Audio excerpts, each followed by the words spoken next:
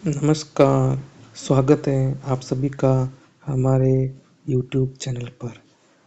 11वीं क्लास के एनसीईआरटी की सीरीज जो शुरू करी थी वो अभी लगातार चल रही है और अभी हमारा पाठ का नाम है ग्रामीण विकास।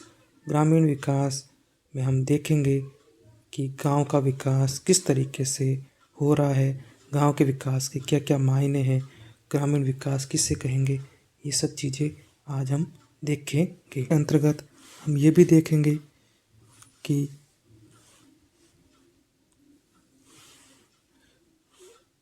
और इस पाठ को पढ़ने के बाद आप इस चीज़ से ध्यान में आ जाएगा कि क्या क्या जान लोगे आप कि ग्रामीण विकास और उससे जुड़े महत्वपूर्ण मुद्दों को समझ सकेंगे। यानी ग्रामीण विकास कहते किसे, ग्रामीण विकास किसे मानेंगे, क्या क्या सुविधा होनी चाहिए जिसे ग्रामीण विकास माना जाएगा, और विकास से इनसे जुड़े हुए क्या क्या मुद्दे हैं, इनके ऊपर भी आपकी समझ बनेगी। दूसरा, ग्रामीण क्षेत्रों का विकास भारत के सर्वांगीण विकास की दृष्टि से क्यों महत्वपूर्ण है। यानी गांव का विकास से भारत का विकास से क्या कनेक्शन है, क्या ग्रामीण विकास को पीछे रखकर जिनका विकास नहीं किया जाकर भारत का विकास हो सकता है, यानी शहरों का विकास करके भारत का विकास हो सकता है, या फिर सिर्फ गांव के विकास से क्या भारत का विकास हो सकता है। इस दृष्टि को भी हम समझेंगे। तीसरा, ग्रामीण विकास में साख और विपणन को महत्वपूर्ण भूमिका को समझें। यानी ग्रामीण विकास में साख और विपणन, यानी इन चीज़ों की अच्छे से परिभाषा भी समझेंगे, ये क्या महत्वपूर्ण है, इनके क्या क्या समस्या आ रही है, ये ग्रामीण विकास में क्या क्या योगदान दे सकते हैं, इनको भी देखेंगे। फिर नंबर 4, आजीविका के स्थायित्व के लिए उत्पादक गतिविधियों में विविधता के महत्व को समझेंगे। यानी आजीविका के स्थायित्व, यानी गांव के लोगों के आजीविका को स्थायी बनाने के लिए उनके उत्पादक गतिविधियों में विविधता, इसकी इम्पोर्टेंस को भी समझेंगे कि कैसे ग्रामीण के विकास में ग्रामीण के लोगों को आजीविका स्थायी हो और उसकी जो उत्पादक गतिविधियाँ वो विविध प्रकार की, एक सिर्फ कृषि पे नहीं डिपेंड रहे, वो विभिन्न प्रकार की गतिविधियाँ करे तो उसे और ज़्यादा लाभ मिलेगा। नंबर 5, धारणीय विकास में जैविक कृषि के महत्व को समझेंगे। यानी सस्टेनेबल डेवलपमेंट में ये जो जैविक खेती है इसका क्या रोल है, ये सब आप इसमें पाठ के अंतर्गत पढ़ेंगे। हमने सोचा है कि इस पाठ के 2 वीडियो बनाए जाए जिससे ये पूरा कवर हो जाएगा। एक वीडियो बनेंगे तो बहुत लंबा हो जाएगा, तो 1-2 पार्ट बनेंगे इसके। फर्स्ट पार्ट आज हो जाएगा और कल ट्राई करेंगे कि दूसरा वीडियो आ जाए। तो चलिए पॉइंट वाइज शुरू करते हैं इस पार्ट को। सबसे पहले है ग्रामीण विकास क्या होता है, यानी गांव का विकास किसे कहेंगे। गांव में रहने वाले लोगों को जीवन बेहतर बनाना, यानी गांव के लोगों को जीवन बेहतर बनाना कैसे बनाएंगे, उसको अच्छी सड़कें मिलेगी, बिजली मिलेगी, अच्छे रोज़गार के साधन मिलेंगे उनको, और हॉस्पिटल मिलेंगे, स्कूल मिलेगी। ये सब चीज़ें गांव के लोगों को जीवन बेहतर बनाने में योगदान देती है। यानी गांव वाले गरीबी, भूखमरी, बेरोजगारी और मुश्किलों से बाहर निकल सके और शहरों की तरह अच्छा जीवन जी सके बिना गांव छोड़े, तो इसको ही ग्रामीण विकास कहेंगे। यानी गांव के विकास में मुख्य रूप से क्या शामिल होना चाहिए कि इसको गांव का विकास माना जाएगा। यानी उसमें अच्छी सड़कें बननी चाहिए, बिजली बननी चाहिए, यानी बिजली मिलनी चाहिए, पानी होना चाहिए, शौचालय होने चाहिए, ये सब बुनियादी सुविधाएं, बेसिक फैसिलिटी तो गांव के विकास में होनी चाहिए। और क्या हो सकती है, अच्छी स्कूल होनी चाहिए, टीचर होने चाहिए और पढ़ाई की व्यवस्था होनी चाहिए जिससे गांव का विकास बेहतर माना जाए। और क्या होना चाहिए, अस्पताल होने चाहिए, डॉक्टर दवाई आसानी से मिलना चाहिए, इससे गांव का विकास, गांव के लोगों का स्वास्थ्य अच्छा रहेगा तो उनमें कार्य के प्रति और ज़्यादा लगन लगेगी। नहीं तो बीमार हो जाते तो वो इतना काम के प्रति इतना लगाव नहीं रह पाता।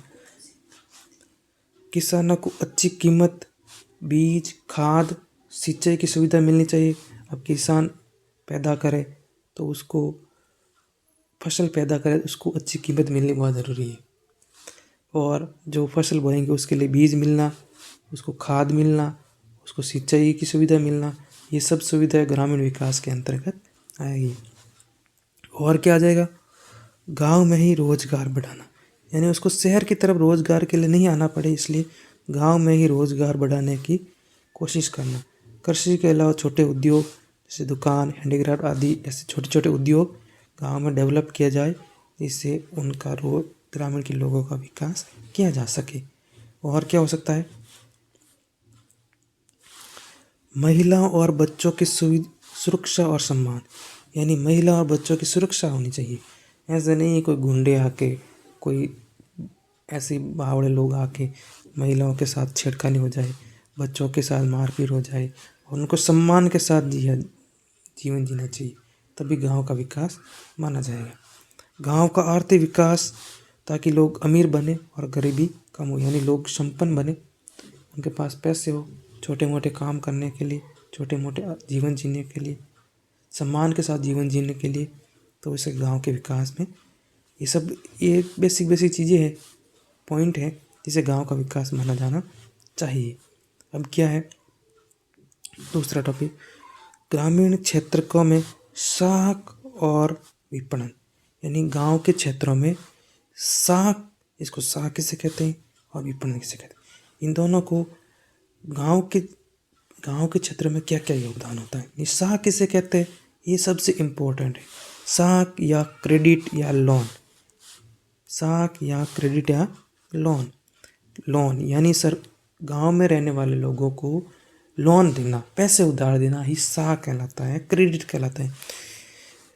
साख का मतलब किसान और ग्रामीण लोगों को पैसे उधार देना, ताकि वे अपना काम चला सके, यानी गांव के लोगों को पैसा मिलना।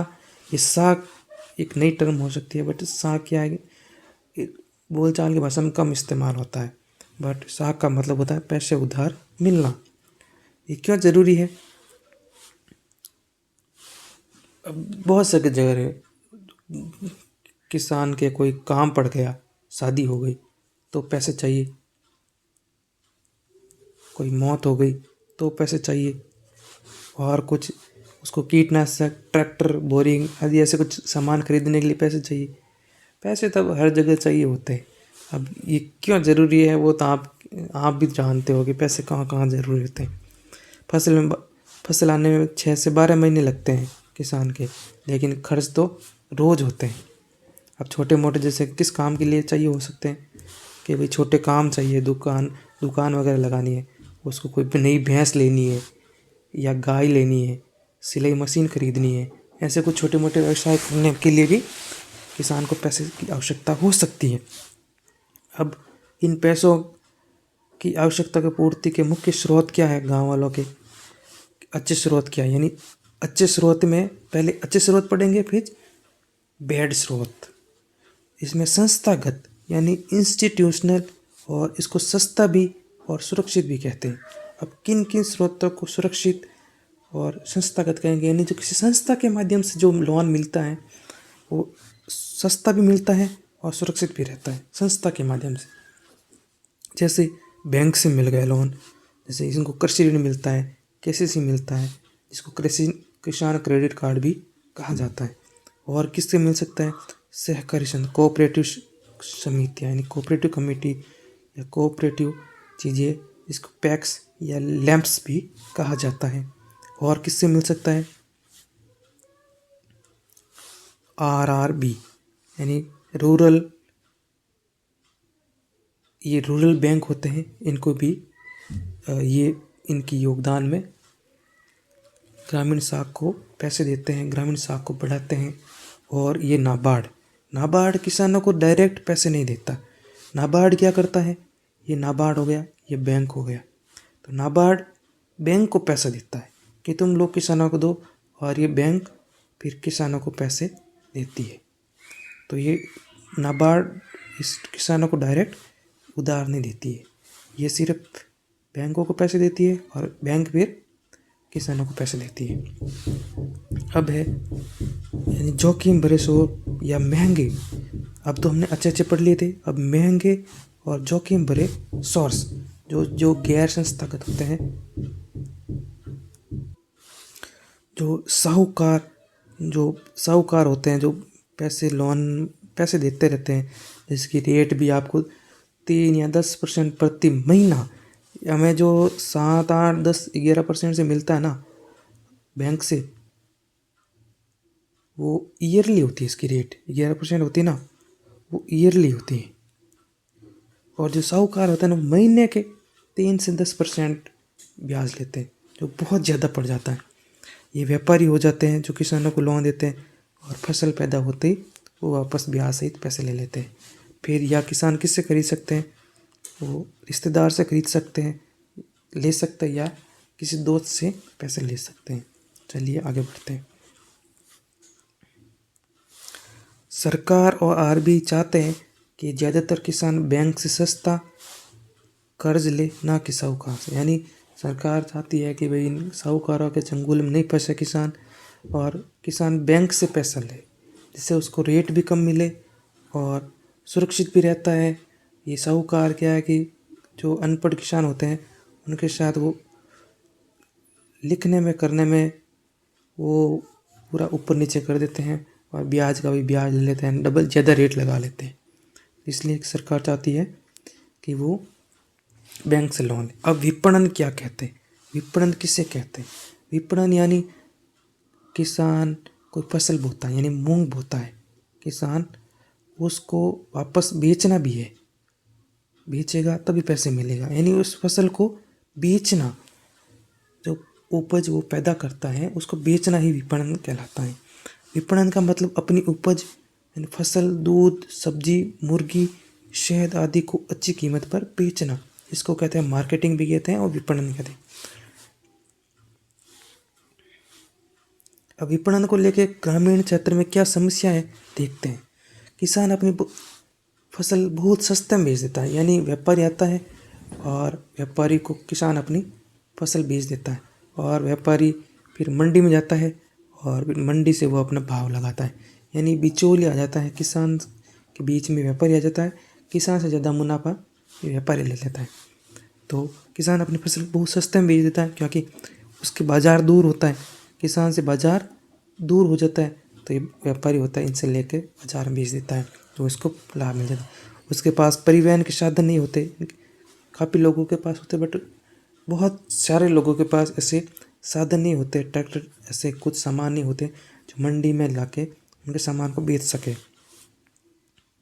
फिर किसानों के नॉर्मली जानकारी नहीं होती कि कहाँ अच्छी कीमत मिलेगी, यानी पढ़े लिखे कम होते किसान नॉर्मली, और तो इनको जानकारी नहीं होगी, और व्यापार या आड़ती धोखा दे देते हैं। काफ़ी बार व्यापारी धोखाधड़ी कर देते हैं आड़ती लोग, उनको कम वजन और कम दाम देते हैं।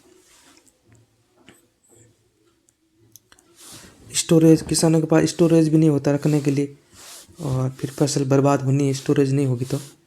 अब अच्छे विपणन के सोर्स क्या है, कैसे हो सकता है अच्छे विपणन, यानी अच्छे तरीके से किसान अपनी फसल को कैसे बेच सकता है, ये तरीके हैं अभी अच्छे विपणन के सोर्स में। मंडी में बिक्री, यानी एपीएमसी जो हर डिस्ट्रिक्ट में एक होती है, उसके माध्यम से वो बेचे तो उसको फ़ायदा हो सकता है। ई नाम, यानी एक पोर्टल है ई नाम से, इसके माध्यम से किसान अपनी फसल को रजिस्ट्रेशन करा देगा, उसका फ़ोटो वगैरह डाल देगा ई नाम पर, तो वो सरकार इन्हें पोर्टल के माध्यम से देश में किसी भी मंडी का व्यापारी उस फोटो को देख के वो खरीद सकता है, यानी देश भर में दाम देकर बेच सकते हैं। फिर एक कोऑपरेटिव मार्केटिंग जैसे कि भाई 10-20 किसान मिलके उस फसल को मंडी में लेके जाएंगे और उसको फिर बेचेंगे सीधा। और फिर डायरेक्ट सेल, जैसे किसान बाजार हो गया, किसान हाट हो गया, सुपर मार्केट को सीधे बेचना, यानी किसान खुद अपनी फसल को सीधे उस ग्राहक को बेच देना, इसको डायरेक्ट बिक्री कहते हैं। अब है कॉन्ट्रैक्ट फार्मिंग किसे कहते हैं? भाई कंपनी किसान को बोलेगी कि हाँ मुझे 100 किलो आलू चाहिए, और मैं आपको पहले भी कह देता, फसल लगने से पहले कह देता हूँ कि मैं तुम्हें 20 रुपये किलो से मैं तुम्हें आलू खरीद लूँगा आपसे। देखिए कॉन्ट्रैक्ट पहले ही कर लेते हैं, जिससे किसान सुनिश्चित हो जाता है कि मुझे 20 किलो के भाव से तो 20 रुपये किलो के भाव से तो मिलेगा ही मिलेगा।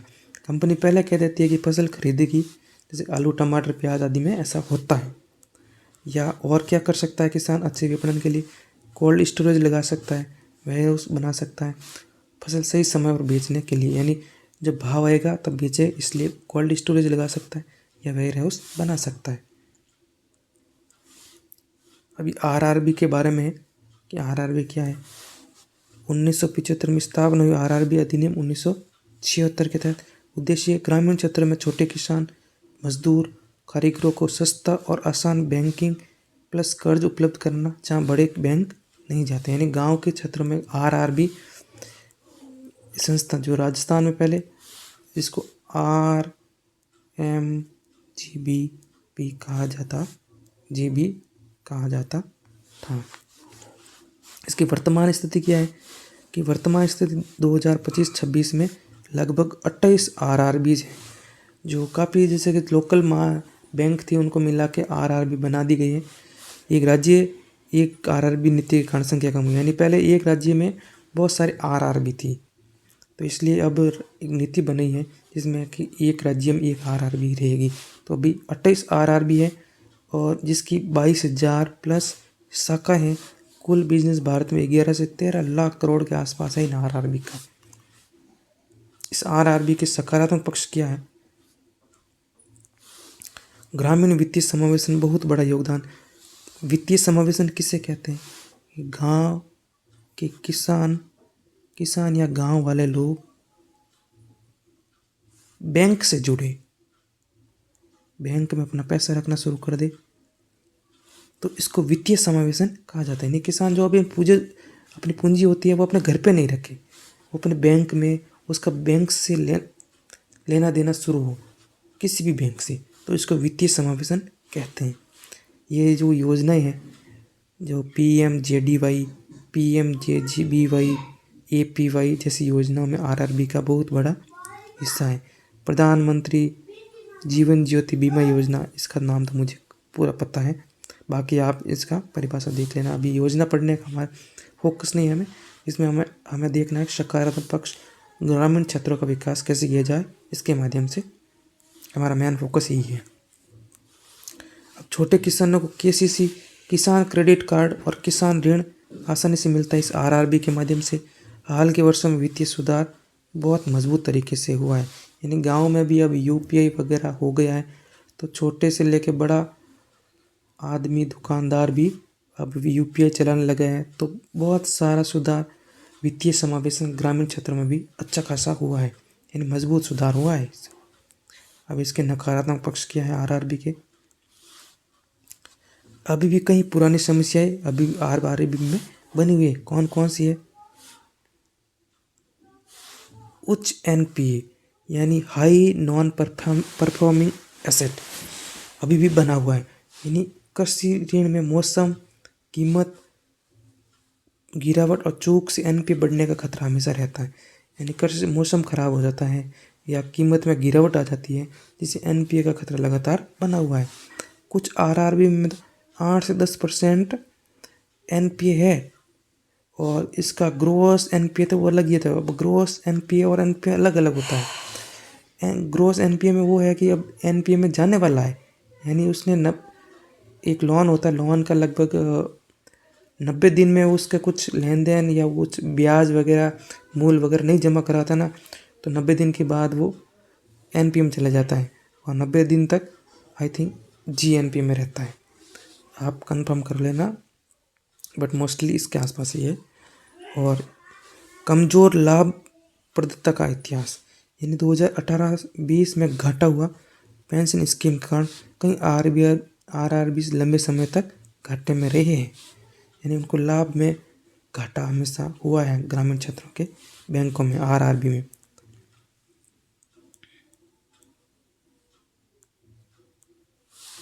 सीमित विविधीकरण, ज़्यादातर कृषि और छोटे ऋण पर निर्भर है। ये गांव के किसानों को छोटे और ग्रामीण कृषि और छोटे ऋण देते हैं। एमएसएमई, रिटेल, गैर कृषि में कमज़ोर है ये, यानी गैर कृषि को कम ही ऋण देते हैं, कि कृषि खेती करते हैं उनको ही देते हैं, या रिटेल को या एमएसएमई उद्योग करते हैं उनको कम देते हैं। अब तकनीकी पिछड़ापन कहीं सा कम, अभी पुरानी सिस्टम, धीमी डिजिटल अपग्रेडेशन आदि है। हालांकि अभी सुधार तो हो रहा है, बट ये सिस्टम यही है काफ़ी जगह। उच्च परिचालन लागत, यानी बैंक को चलाने में ग्रामीण क्षेत्रों में उनको हाई कॉस्ट लग रही है, यानी वहाँ एम्प्लॉय रखना बहुत महंगे पड़ रहे हैं, क्योंकि उतना उसको प्रॉफिट नहीं हो रहा बैंक से। छोटी शाखाएं, कम बिजनेस वाली जगहों पर खर्च ज़्यादा हो रहा है और उससे कमाई कम हो रही। कर्मचारी और एचआर मुद्दे, वेतन, पेंशन, ट्रेनिंग में असमानता, अमल कमीशन के दौरान कर्मचारी असंतोष, यानी जैसे दो बैंकों को मिला देते हैं ना, इसको ही हिंदी में अमलगेशन कहते हैं, अमलगमेशन, जिससे कर्मचारी असंतोष में हो जाते हैं। ये परेशानी है कर्मचारियों की। अब है प्रतिस्पर्धा में पिछड़ना, यानी ग्रामीण जो बैंक हैं अब वो उसकी जगह पेमेंट्स बैंक आने लग गए, स्मॉल फाइनेंस बैंक आ गए, फिनटेक कंपनियां हैं। इससे इन ग्रामीण आरआरबी को प्रतिस्पर्धा में काफ़ी पिछड़ चुके हैं। गांव के लोग अब इनसे लोन लेना, ये काफ़ी महंगे लोन देते हैं, फिर भी ये आसानी से लोन देते थे, इसलिए इनसे कंपटीशन बहुत ज़्यादा हो गया आरआरबी के माध्यम आरआरबी को। कुछ क्षेत्रों में कमज़ोर उपस्थिति, कुछ क्षेत्रों में कमज़ोर है, जैसे भारत के पूर्वोत्तर राज्यों में, कुछ पिछड़े राज्यों में अभी भी कवरेज और प्रदर्शन कमज़ोर है। अब है कृषि विपणन, हम इसको देखते हैं, पूरा डीप एनालिसिस थोड़ा करते हैं, जो एनसीईआरटी 11th की बुक में दिया गया है। कृषि विपणन का मतलब है किसान द्वारा उगाई गई फसल, सब्जी, फल, दूध आदि उत्पादों को बाजार में बेचना, यानी किसान जो भी अपने प्रोड्यूस करता है, वो फसल हो गई, सब्जी हो गई, दूध हो गया, कुछ मसाले हो गए, उनको बाजार में बेचना और उससे अच्छी कीमत पाना ही विपणन कहलाता है। भारत में ये व्यवस्था मुख्य रूप से 2-3 तरीक़ों से चलती है। भारत में ये किसान अपनी फसल को कैसे बेचता है, ये 2-3 तरीके हैं, जिसे देखते हैं। जो ट्रेडिशनल तरीका है, जो हर ज़िले में एक एपीएमसी, जिसको कृषि उपज बाजार समिति कहते हैं, हर ज़िले में होती है। राज्य सरकार हर ज़िले में एपीएमसी मंडी बनाती है। किसान अपनी फसल को मंडी में लाता है और उसमें वो बोली लगती है, नीलामी होती है और उसके माध्यम से किसान अपनी फसल को बेचता है। मंडी में मार्केट फीस, हमाली टैक्स आदि कटता है, मंडी के माध्यम से टैक्स कटता है, उसका हमाली ऐसे कुछ होता है और मार्केट फीस भी लगती है। फ़ायदा किसको है? किसान को एक सुरक्षित जगह मिलती है और धोखाधड़ी कम होती है, कीमत पारदर्शी रहती है। जब वो नीलामी होगी तो कीमत भी ट्रांसपेरेंट होगी और धोखाधड़ी में मंडी में जो जिले के स्तर पर होती है उसमें धोखाधड़ी की संभावना भी कम होती है और एक सुरक्षित जगह मिलती है वहाँ पर। अब इस एपीएमसी की क्या समस्या है एपीएमसी में बेचने में, कि एक तो वो बहुत दूर होती है, उसमें परिवहन महंगा हो जाता है इसमें, और उसके बाद बिचौलिए, वो आड़ती है, ये दलाल, उसमें ज़्यादा कमाते हैं, क्योंकि वो कम से किसानों से खरीदते हैं और फिर वो मार्केट में उससे ज़्यादा भाव में बेचते हैं। कभी कभी कम बोली लगती है, किसान मजबूरन उसे सस्ते में बेच देता है। एक राज्य में, एक मंडी में दूसरे राज्य के व्यापारी आसानी से नहीं आ पाते, यानी एक राज्य का जो हरियाणा का है वो राजस्थान में बहुत कम आ पाता है, और आता है तो बहुत सारी समस्याओं का सामना करना पड़ता है। सरकार ने एक और सुधार किया है, जो अभी थोड़ी देर पहले हमने हल्का सा डिस्कशन किया था, ई नाम वाला, और इस ई नाम के माध्यम, ये 2016 में अभी हाल ही में शुरू हुई है, मतलब नई है, 2016 में शुरू हुई डिजिटल योजना है ये। इसमें किसान क्या करता है, अपनी फसल को फ़ोटो खींचता है और इस साइट पे चढ़ा देता है, और भारत में कहीं बैठा व्यापारी इस साइट के माध्यम से वो फसल खरीद लेता है और पेमेंट ऑनलाइन हो जाता है। सभी एपीएमसी मंडियों को एक ऑनलाइन प्लेटफॉर्म से जोड़ दिया जाता है।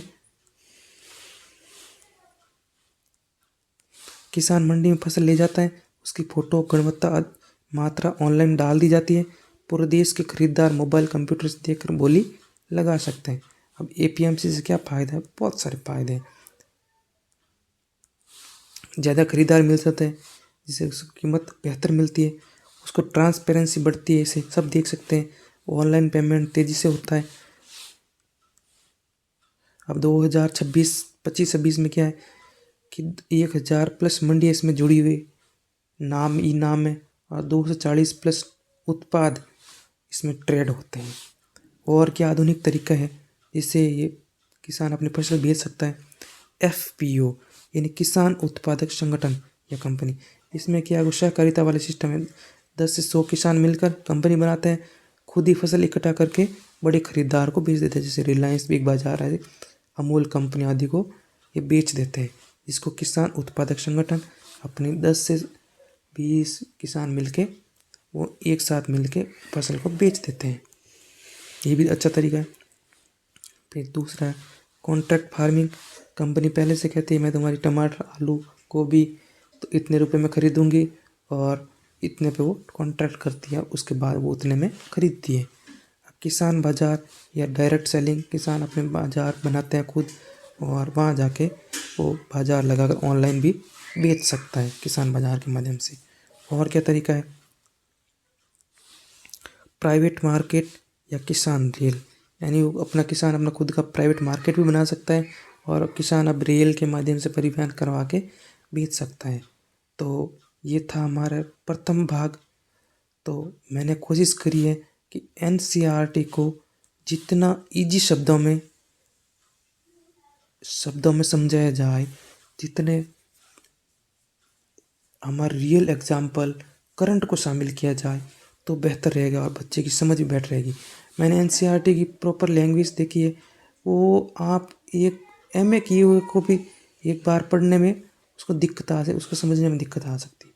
तो 11वीं के स्टूडेंट को समझ में आना बहुत मुश्किल है। इसलिए हमने कुछ सुधार किया है, कंटेंट में सुधार किया कि बच्चे को समझ में आ सके। उसके रियल लाइफ एग्जाम्पल को देख के ये हमने ऐसा इनिशिएटिव शुरू किया है। तो आई होप आपको ये अच्छा लगा होगा। अच्छा लगा हो तो कमेंट बॉक्स में ज़रूर बताना। तब तक के लिए थैंक यू, बाय बाय।